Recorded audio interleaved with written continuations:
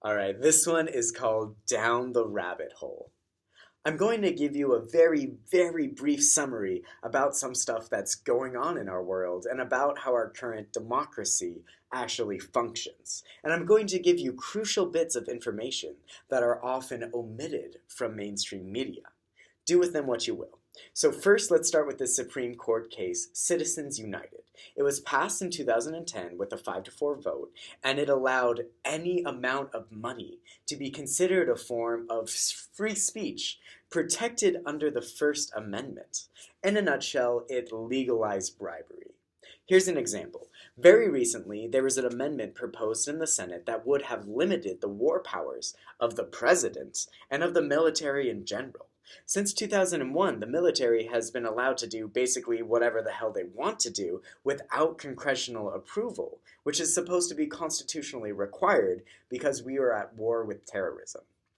This proposed bill, which would have limited these boundless war powers, was shot down in the Senate with a 61-36 vote. Coincidentally, right after that, 2/3 of senators received generous early campaign donations from weapon manufacturing companies. Let that sink in for a bit. Our Congress voted to continue essentially endless, unconstitutional war anywhere in the world, and then received millions of dollars from weapons manufacturers. So that's legalized bribery and Citizens United in a nutshell. But this has been going on way longer than just 2010. Princeton and Northwestern universities conducted a study looking at 1,800 policies enacted between 1981 and now, and they compared these enacted policies with what corporations and the extremely wealthy wanted against what everyone else wanted. As you can probably guess, these studies concluded that a policy which has the support of the rich is 3 times more likely to be passed than one that is opposed by the rich, and that, quote, the overall probability of a policy being adopted barely changes whether a tiny minority or a large majority of average citizens favors a particular policy.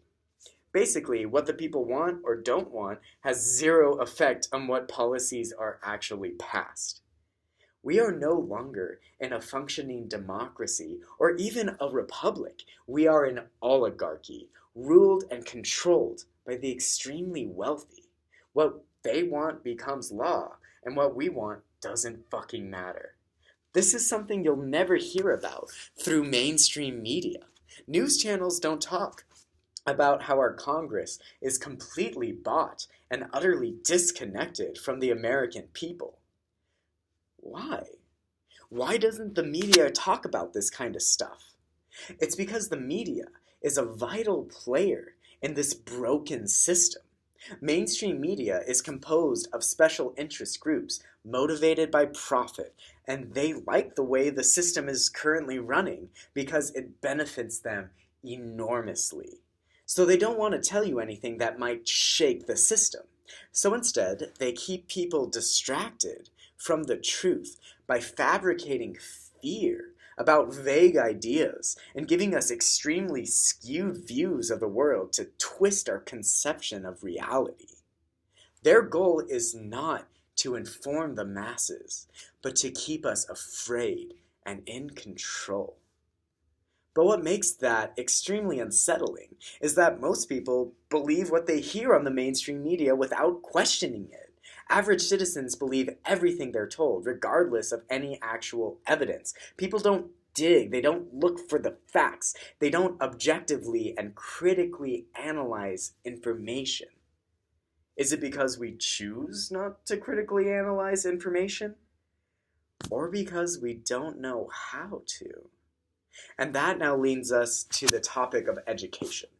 In the book 1984, Orwell predicted that wars would be never-ending, check, and that education would correspondingly shift to emphasize engineering and science, because those are the subjects that fuel the war economy and hyper-consumerism.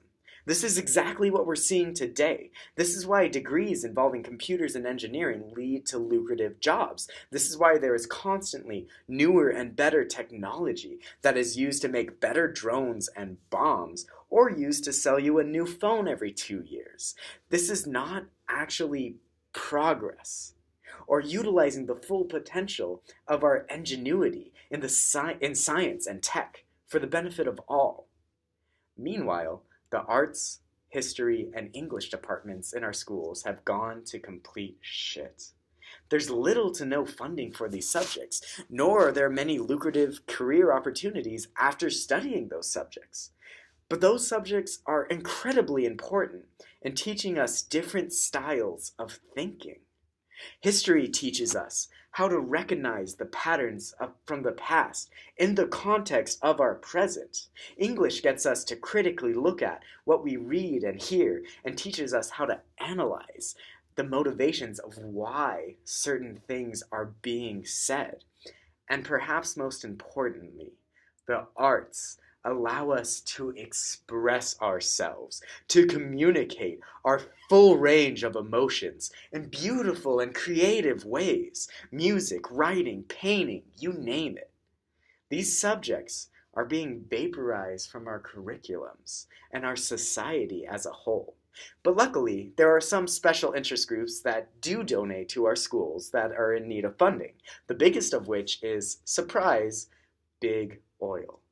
The oil industry pours millions of dollars into our educational system, and in exchange, they get to introduce their own lessons into our curriculums. Thousands of schools across our nation are currently teaching kids about the horrors of a world without petroleum. And some lessons even include fun, interactive activities involving Twinkies and straws to show kids how much fun fracking is. Jesus tap dancing Christ. Oh, and speaking of which, quick side note, about a third of Americans believe that we are a Christian nation and that the separation of church and state is basically just a thing of the past, or it never was a thing at all. Hashtag doublethink. But luckily, the government seems to think the same thing and has poured billions of dollars into Christian organizations over the last few decades. Kinda interesting how our government loves to promote a belief system that puts immense emphasis on blind faith and obedience to authority. Convenient. And if there is a God watching me right now, I'd like to apologize for thinking and for my skepticism on whether or not you exist. But in the meantime, I'm going to talk to those who are actually capable of watching me right now and who literally have the ability to watch anyone because they can turn on any camera and any microphone on any device anywhere in the world for any reason. And it's just insane. I'm talking about the NSA. And if you're watching right now, hello NSA employee, go fuck yourself. Have you absolutely no shame? Be a whistleblower, or at the very least quit. Don't be a part of this system. Anyways, back to big oil. We all know that it's not just schools that oil is spilling into, other than our oceans too. In the last presidential campaign, Hillary's gang spent about $1 billion, Trump's club also spent about $1 billion, and the less publicly seen Koch brothers spent about $1 billion on campaigning as well. The Koch brothers, for those who don't know, are some of the biggest titans in the oil. So take a guess at which candidate they donated. Go ahead, guess. That's right. If you guessed Trump, then you're right. But if you guessed Hillary, you're still also right. If you guessed Gary fucking Johnson, then you're still right. Because the Koch brothers donated to all of those candidates. Because if any of them won, then big oil would still get to do whatever the fuck they want to do to this planet. How are the American people totally fine with letting fossil fuel industries rule our world? How are we okay with a two-party system when both parties are corporately owned? How are we okay with personal privacy becoming a thing of the past? How are we okay with our government working hand in hand with one particular religion? How are we okay with Twinkie fracking in our schools? How are we okay with media that omits essential truths and then blatantly lies to its people? How are we okay with bribery being entirely legal on both the congressional and presidential levels? How are we okay with being completely dominated by the unfathomably wealthy who have absolute power? I know I sound crazy, okay? I do. I know that. I'm not stupid. I know, like, I sound like a fucking lunatic spewing insane conspiracy theories, but take a moment to just look at that word, conspire.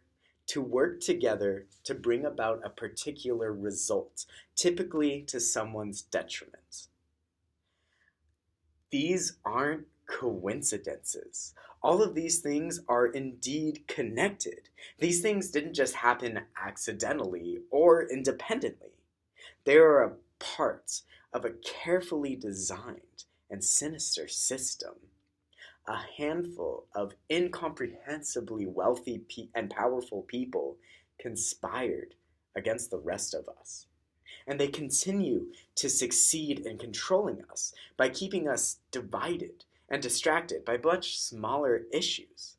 And yeah, these smaller issues seem huge to us and have very widespread and devastating effects. But if you follow each one back to its source, down the rabbit hole to the truth, you will realize that they all lead back to the same thing, the same ineffable truth. I'm Chris Conway. Thanks so much for listening to me ramble for a little bit, and hopefully we'll catch you in the next one.